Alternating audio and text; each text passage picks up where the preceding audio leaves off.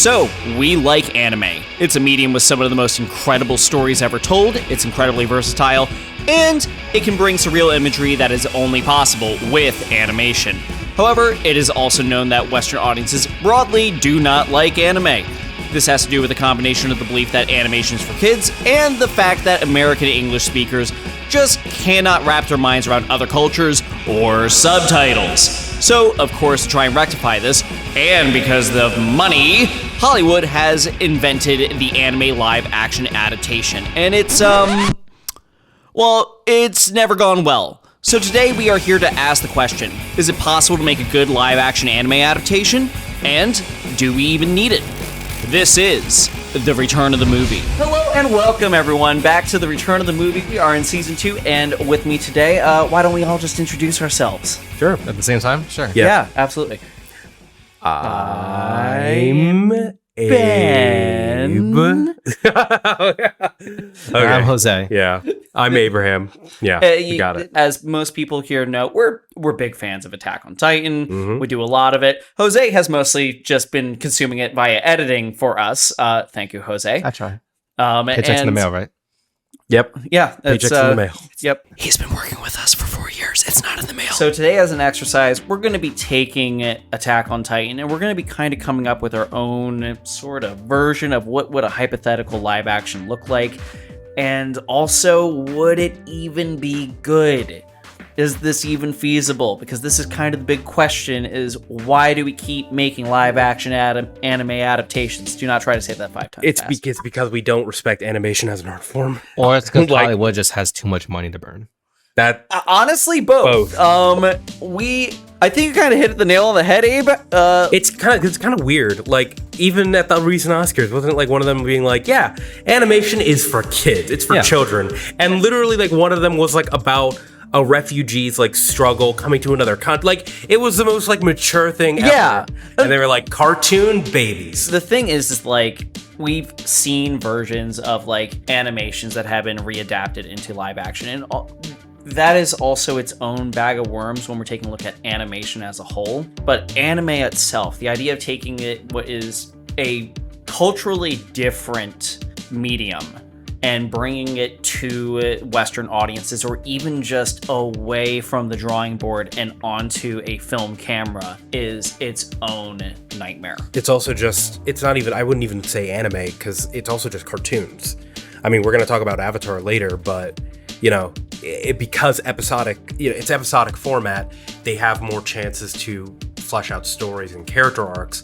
And when you try to fit that into an hour and a half, 2 hour movie, it always like feels a little hollow, because it's like you have to not only understand these characters, get emotionally attached to them, but also like feel for them at the end of the 2 hour thing and get ready for a sequel where they which has historically almost never happened. Yeah. Like, unless you're very lucky. I can't remember. We all remember Avatar. Avatar was like, yeah, we're gonna have a sequel. Yeah. Here's Fire Lord Ozai. We ask if they're lucky. If they're lucky. They're not lucky. They're not lucky. I guess starting into this, if we are going down this hypothetical train wreck of making another live-action adaptation, and we're going to take something that we love, Attack on Titan, what do we actually think would work about this? Man, really just drawing a blank. That's the problem. Yeah. So I will say, I put myself through the chore of watching the 2015 adaptation. You did that. Barely. Yeah, okay. I barely made it through. And there are some, I have some nice things to say. Mm-hmm. The Titans were scary.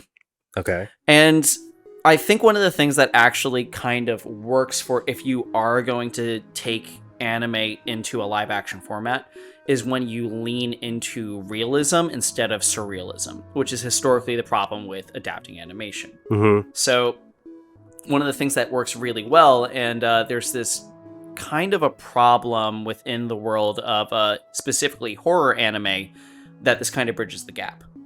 Horror anime is notoriously not scary. To the point where even the Titans in Attack on Titan, like, they're a little unsettling, but they're not horror. I don't know if I would agree with that.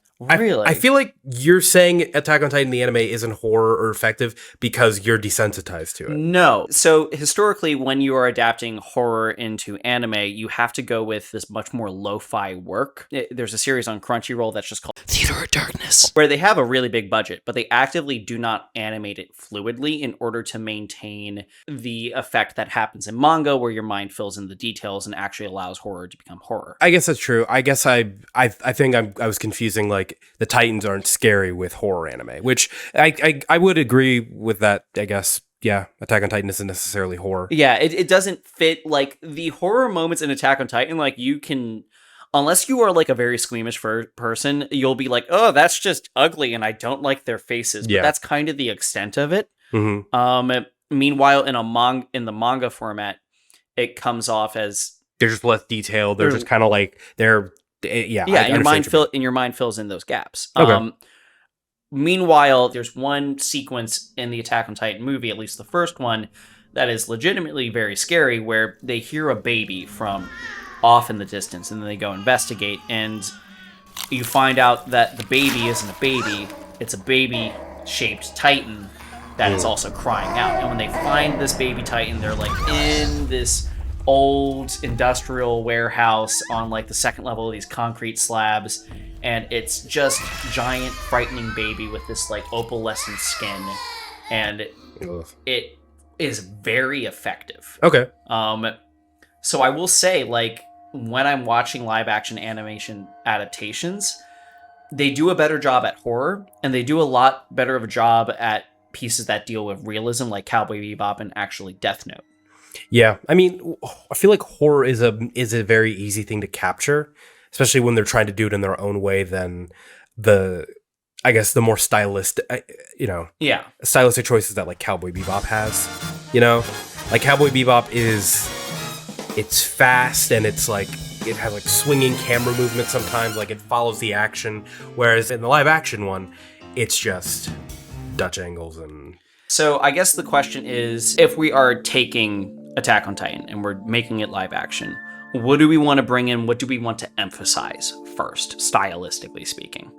Because the one thing that I would definitely keep from the original movie from 2015 would be those elements of using the Titans as a form of almost kaiju horror, and also kind of like leaning into a little bit more of the actual sort of bloody, gory scenes. I think if you wanted to, it would probably be to like give it a lot of more focus on like the pedestrian like level. Yeah. So because like you said, kaiju. So like if like you're looking up, you see a massive 20-foot human-like thing that eats people, like that alone is scary. And like I think if you can lead up to it, like if when Eren comes up to get the gear, and like he's like passing his the training thing, and like they all have the gear and ready to go after them. I feel like if you can build that up really well, it'll probably succeed with focusing on the interpersonal drama that actually existed within season 1. Yeah, but in a movie, like honestly, if there wasn't a death until like 20 minutes in, and it's all just like Eren, like maybe like you learn about like his mom dying in like a flashback. Which brings up another point then. I'm going to jump the gun a little bit, and we should talk a little bit about pacing. What element, like what arc should be adapted? How do we want to structure this? Is this a multi-movie thing? Is this all in one movie and we try to cram in as much story as possible? I think with Attack on Titan, a lot to fill in for one movie. Like I think for a first movie, the best I think it could lead up to is not necessarily the exact end of season 1, but him realizing that he can become a Titan, or like a cliffhanger of either him in the trial, or like what's his name, the general, like attacking him, and Mikasa and Armin. Oh, like after Eren transforms and he and comes back. Yeah. So that would be a spot that you could do. And I think like if it were an hour and a half length movie, that would definitely work. Yeah.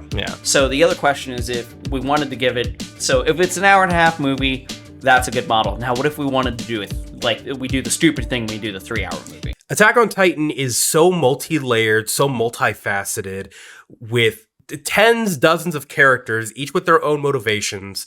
There's a mystery at the center of it all. There's a magic system that you're discovering also. There's the whole government. Like, there's so much going on where even if you ended with either the Eren is a Titan or Reiner Bertolt or female Titan reveal, where would the next movie go? And then where would the next, like, it kind of, it's leading you to, okay. But no matter what, we're kind of putting ourselves in a situation where we have to make almost the same amount of movies as there are seasons in order to even fully tell this story and give it any sort of justice. I mean, I'm sure a talented screenwriter could consolidate a lot of this because, you just make the characters closer so that the betrayal hits harder. Yes. Like that, there are ways to make the moments happen in a shorter amount of time while not making it feel rushed. But I mean, I don't know if those talented screenwriters would be employed. Okay, solution for that, you hire better talent. Or if you choose a property, you have to choose a property that lends itself to an adaptation. That is true. Because I don't know if, even though like we're taking Attack on Titan as an example, but not because it's a good one, but because it's one that we are all very familiar with. Right. That being said, what kind of property do you think would actually better lend itself to adaptation? Well, I mean, there are good live action animes. I think the JoJo's movie, which I have not seen fully, but like I've heard nothing but good things, and I've seen clips. But Death Note, even though it's flawed as hell, structurally, I think it's a good movie. I think with different script and like with different like dialogue and with different personalities like acting as the people, I think it would have done infinitely better. Alita Battle Angel is another one where I'm like, it's not terrible. It's just its pacing is a little rough. Yeah. Okay. It can be done. It's just you can't. I don't know. I don't know. Maybe that's what there's a reason why there hasn't been a perfect one. We're landing on point here. Mm-hmm. Probably not any good examples of how or what to do this with then. Mm-hmm. I would argue that Cowboy Bebop was a great example of what could have been adapted, and in its own right, if you are not looking at it as an adaptation, it is like a passable piece of media. Yeah. However, the second you start looking at it as an adaptation, then like things start getting very, very weird. Yeah. With that one, honestly, it's just boring. I just kind of like found myself being like, I could leave half this episode. Yeah. And it'd be good. That's the thing is like, that's not necessarily a problem with the property itself. That's a problem with the actual filmmaking and direction. So I would agree with you then. And that's kind of because I came to a kind of a realization as I was watching the show. And it's that the reason why animation scenes are the way that they are is because they're limited in the ways that they can convey messages. They are limited by the animation and the voice acting, and obviously like the other things that like supplement it, like VFX or music, shot composition, but like that's all tangential to animation. Yeah. And when animation tries to emulate cinema, that's considered like the goal. Whereas when producers of live action anime try to emulate anime, they fail to realize that it just does not work the same way. The inverse, when anime tries to emulate cinema, it's wonderful. When cinema tries to emulate anime, it's over exaggerated, and they don't really take the time to understand what about the medium works. Yes. Going off that, then, so now we're ending up in the problem that is the strengths and weaknesses of the actual medium. Because again, as I open, like if you were to take anything from Attack on Titan and really embrace it, it would be the realism and not the surreal. Where animation is naturally it falls into the surreal, and we don't really have a ton of like the way that we make the surreal happen in film is extremely different. We try to make the surreal happen by situation and by practicality. Meanwhile, if we're trying to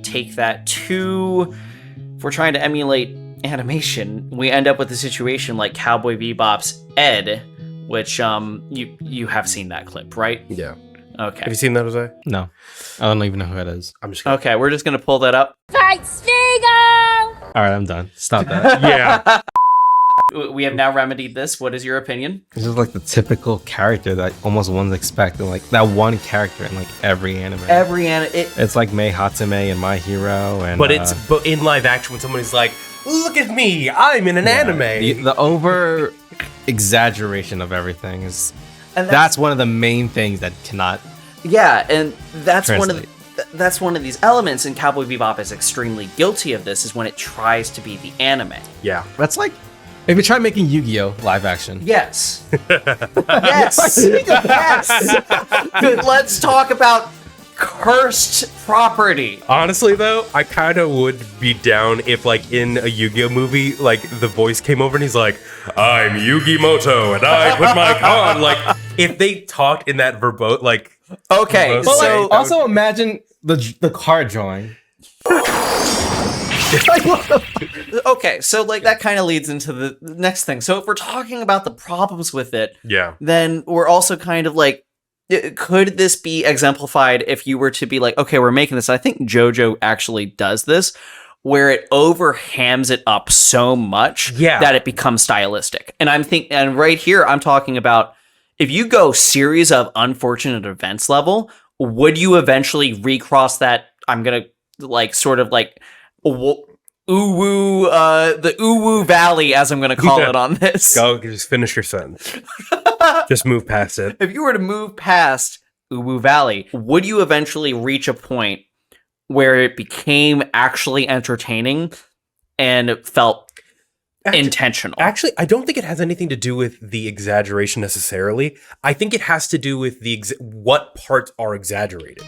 Because in Cowboy Bebop, everything is exaggerated. Yeah. The costuming is crazy, the special effects are crazy, the character designs, the way that they speak, their movements, everything is like at a 10. Yeah. In JoJo's, the acting and the costume are at a 10. The environments are like it looks like the most mundane shit ever, which makes for an enjoyable experience. So we're contrasting then. Yeah, in that environment. You have to know when to pull back, and because you can't be at an 11 at all points on all cylinders. You know, it doesn't work. It's too much. It really depends with like the series that's trying to be adapted, because JoJo, of course, is one notoriously famous for all that kind of stuff. Yeah, that's also true. So, question in this kind of thing, we have a character like this. We have Sasha.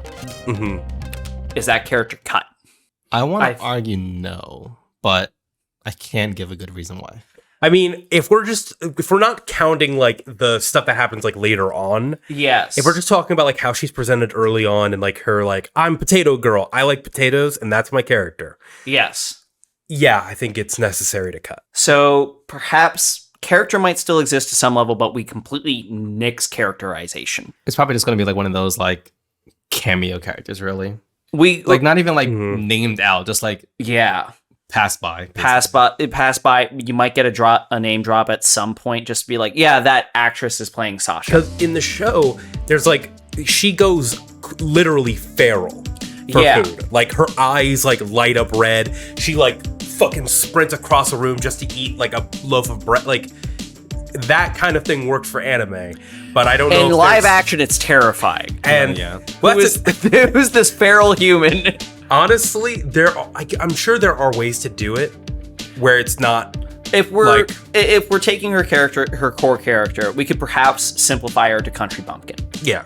We could, however, she's going to have to take a major back seat, and she probably, even in just the storylines that we just mentioned, she might not even appear. Yeah.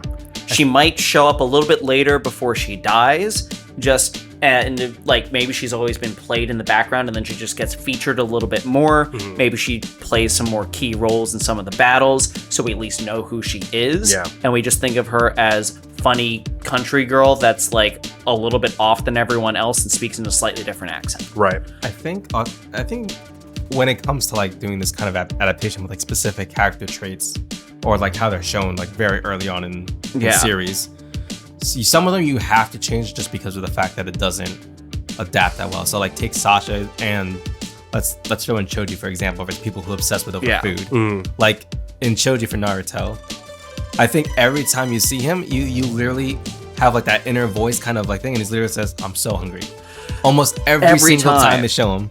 And it's not until like also 4 seasons later. I'm not gonna lie, that character, that would not work in 2020. Like that kind of character trope died a very long time ago. Just person who is fat and likes food. Yeah. That only character traits that we know it no longer stands in this environment. So that would have to change for cultural reasons. So, okay, we've kind of established a little bit of how to deal with that. So I guess now moving forward, the next question is going to be how to actually deal with audiences. So we have a little bit of a baseline. We know exactly, we know kind of where our story might be depending on how much runtime we have. We know a little bit tonally where we want to go, and we know how we kind of want to address some more of the hyper anime aspects of the show and of the story. Right. So we have all this stuff. We understand where everything's going. How do we present this to our audiences? Because now we're getting into the meta world of like how it's going to be, perceived, and also the unfortunate can of worms of westernization, and actually in the case of other animes, to a default, the inverse, easternization. Well, the easiest way to please anime fans is to not make it. Because that's not allowed. We've been hired. It's the only way we're going to pay our bills is if we make this adaptation. I think, okay, I like to think of the Sonic movie. Okay. In times like these, where they came out with something and the internet was like, no, it's terrible and we hate it. And then the studio went, oh, bet. And then went back and fixed it. And I think what anime fans really are looking for, and the reason why they're so like gung-ho and just like ready to jump down people's throats about making live action anime, is because they don't feel represented in those stories. If you could get a working relationship with anime fans and be like, hey, listen, we get it. Live action anime adaptations, they're usually not good. We're going to try to do something new, try to do something original, and we're going to try to make something that's because video game people said the same thing about video game adaptations. It can't be done. Why would you try to turn something that you can experience into something that you could just passively, consume. Watch? Yeah. So to say that it's not possible, I don't think it's true. Okay. It's just you gotta appease the fans. Okay, so let's go into that. So appeasing the fans in this situation, in the case of Americanization versus Westernization, this has always been a problem depending on who's making what. We have, even though this was considered a good movie at the time, Ghost in the Shell. Now, Ghost in the Shell, they had Scarlett Johansson playing the lead, who is historically, every single character in there is supposed to be Japanese with, like, the exception of 2. And they're very easy to tell who they are because they are obviously not Japanese. They have Scarlett Johansson playing this character, and unfortunately what they do is that the excuse is that it's an Asian person in her body. However, the body is a white woman who is Scarlett Johansson, so therefore Scarlett Johansson is playing the role. It's not great. If you've seen Altered Carbon does the same thing where someone's body can be put into a new, I'm going to use the Altered Carbon version and say sleeve, which is like which is just an artificial body or a real body. But does Ghost in the Shell tackle that issue in a way that like kind of Ghost in the Shell, it's written that way initially. And also in Altered Carbon, they do a different thing where they flash back to the original person who is in that body, and you actually see an Asian American actor playing that role. So in the first season of Altered Carbon, what they do is a white guy playing the lead. However, every time you go into a flashback, you are seeing that Asian actor playing their role. Right. And in the books, it is supposedly, I have not read all of them. It is supposedly the same thing. And part of the deal is that they don't know that person's identity because he is that race and because he can be all these different pieces. Right.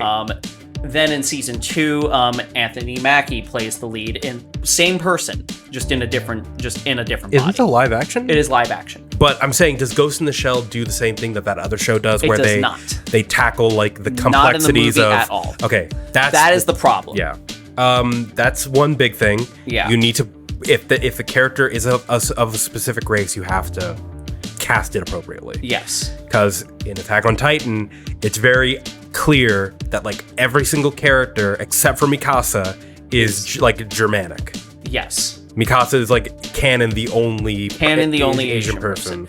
Because it's like a big deal because like we're like there used to be in Asia, but then it got destroyed. So that's one way to just not piss off fans. We all agree, let's just not change the casting. So now the next note here is going to be how do we even get fans to accept that we are kind of making this?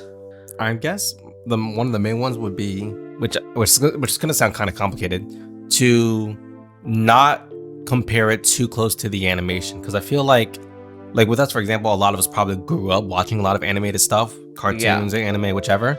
So we're used to, I think.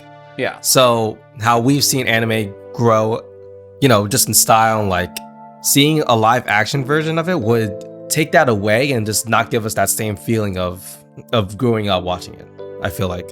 So this kind of harkens back to a conversation that we had in one of our previous podcast episodes. And just to recap, we were originally doing an episode that was just on the movie Death Note. Mm-hmm. We were just talking about that, and we kind of came to this consensus by the end that the movie would have been fine if they just didn't name the main character Light. And it just if the characters wasn't really... Yeah, like if it wasn't actually Light and... I'm forgetting the name. Misa? Misa. I have Mikasa in my head, so it's all an M name.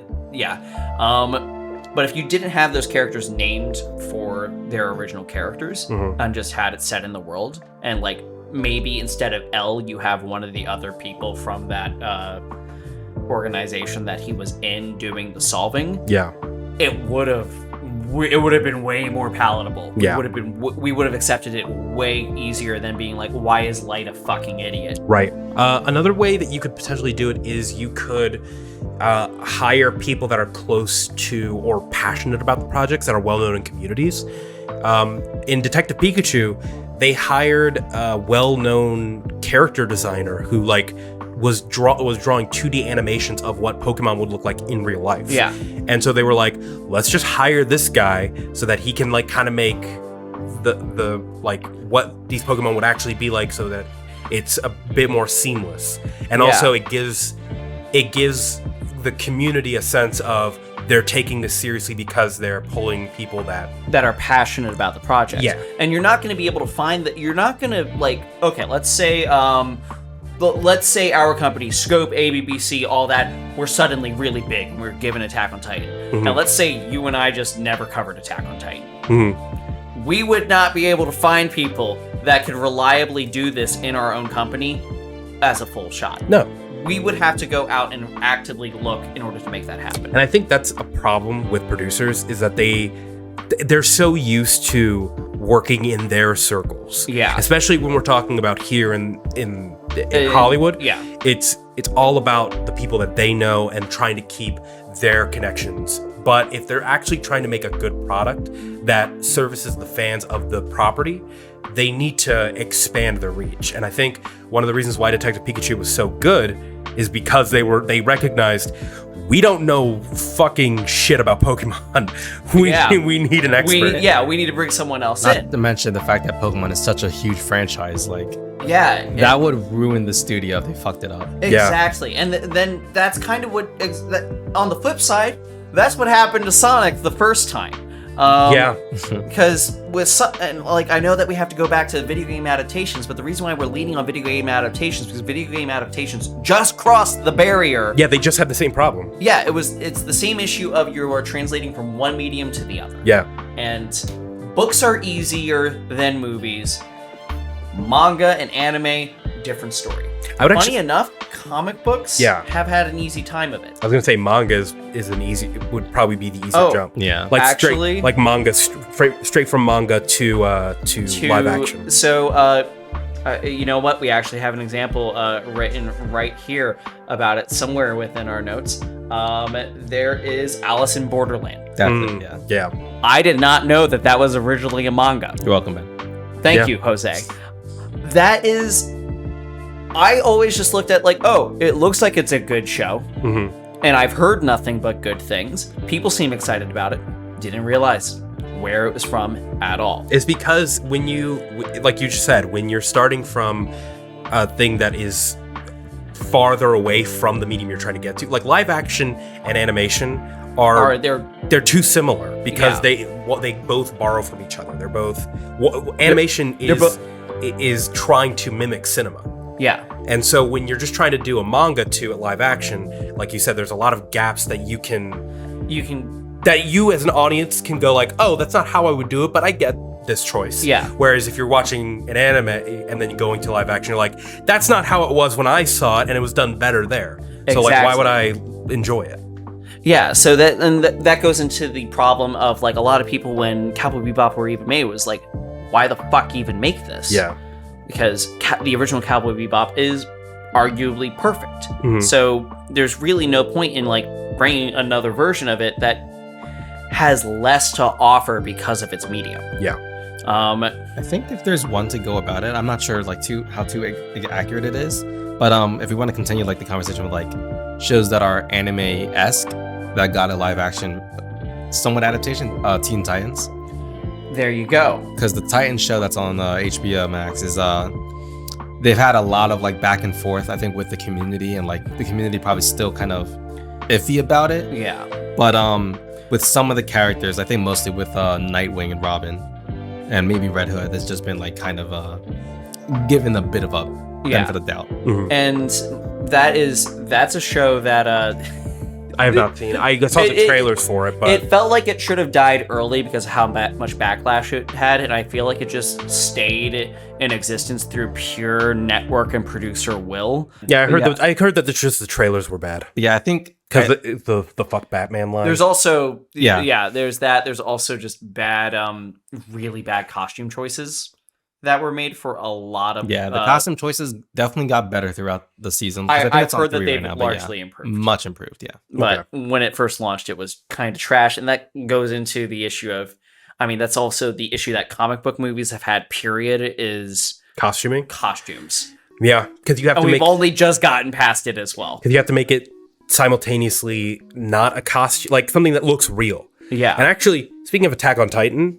The uniforms that are shown in the beginning of the movie that the garrison use, they look good. Because like I look at that and I go, that's probably what someone in the military in this time period would wear. Yeah.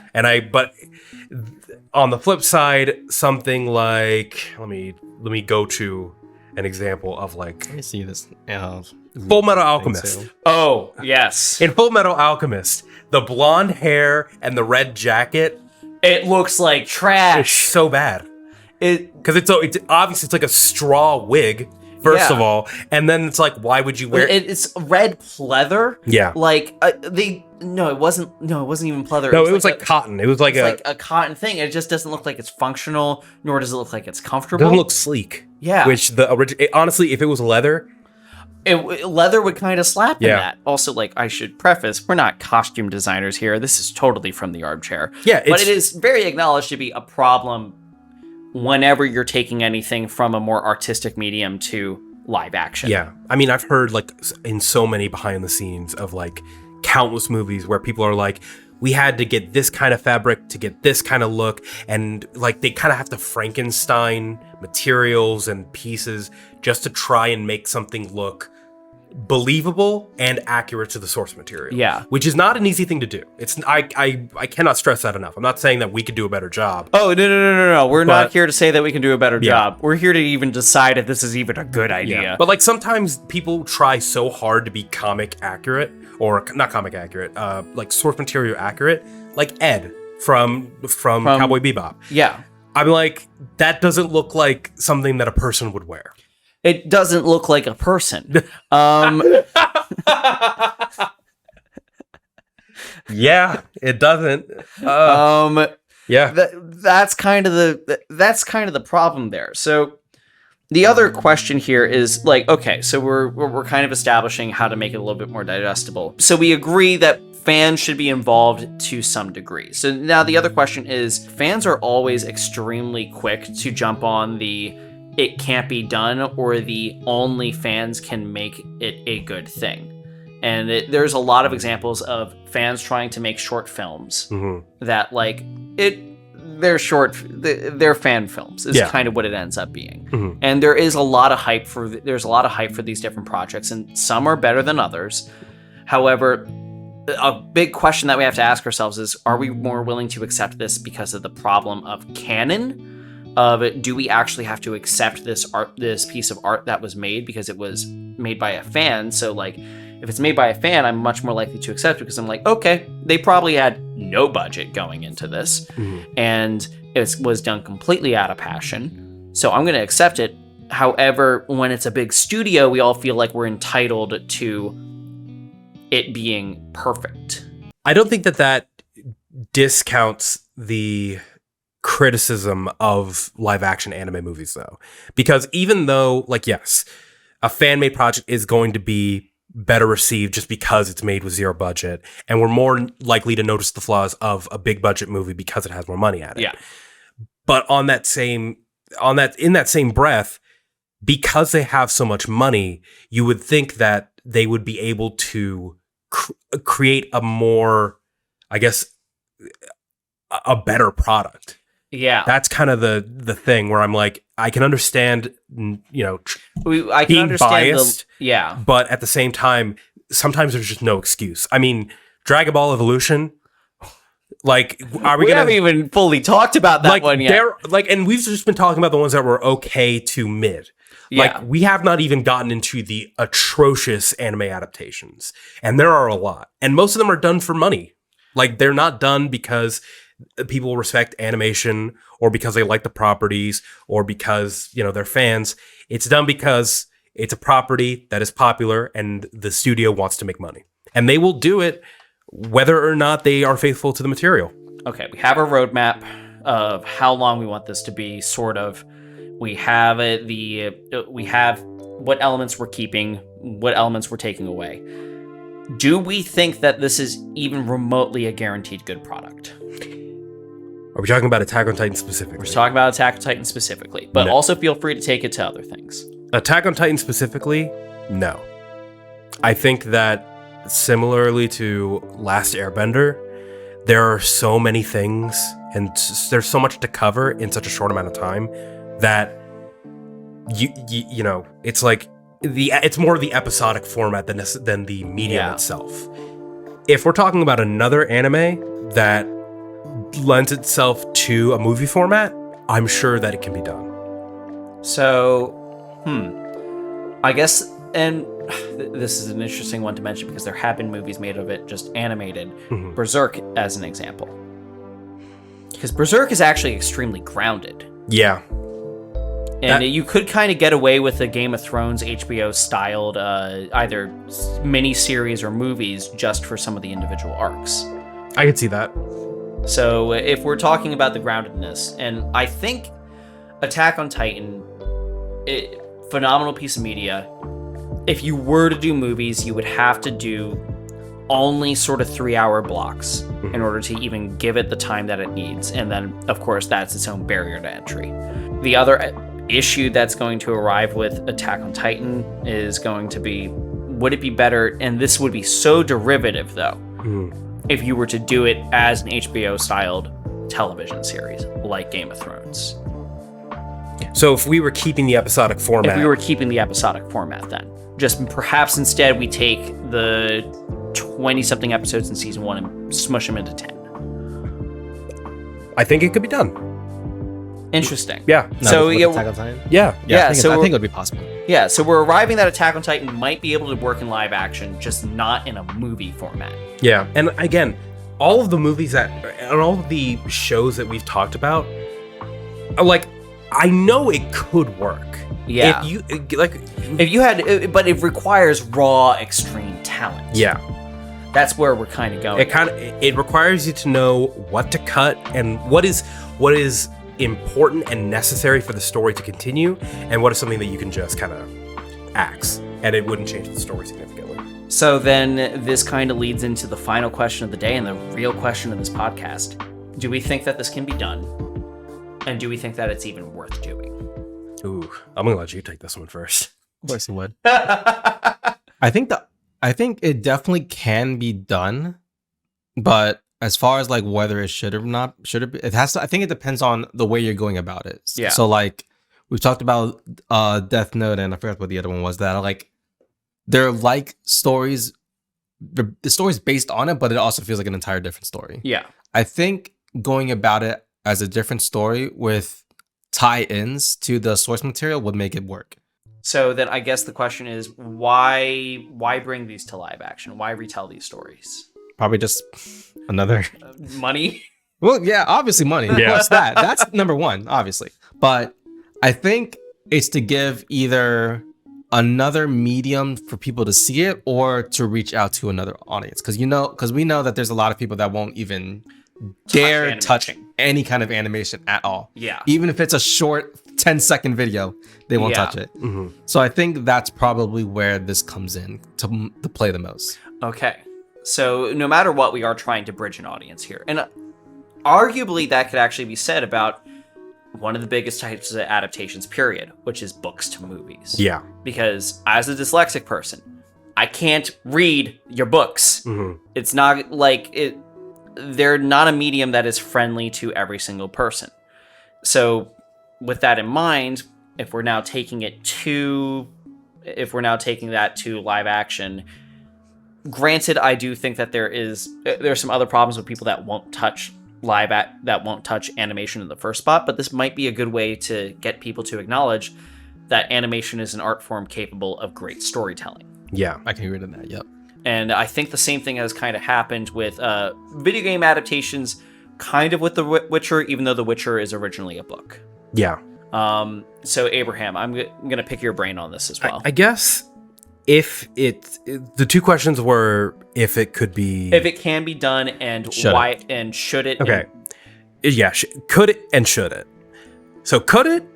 Yeah. I think like video games and video game adaptations, as we've seen in the past, there is going to be a lot of work, but it's absolutely possible. It's not easy to translate certain stories and plot conventions and tropes, but it can be done. As far as if it should, and I guess to counter Jose's point, my problem with people who don't like enjoy animation is that, I don't know, I feel like they confuse the medium for the story or the types of stories that are usually told through the medium. Most people think that animation is for children because most children's content is animated. But I feel like in order for people, and this is the same argument with other films that have come, like foreign films. Yeah.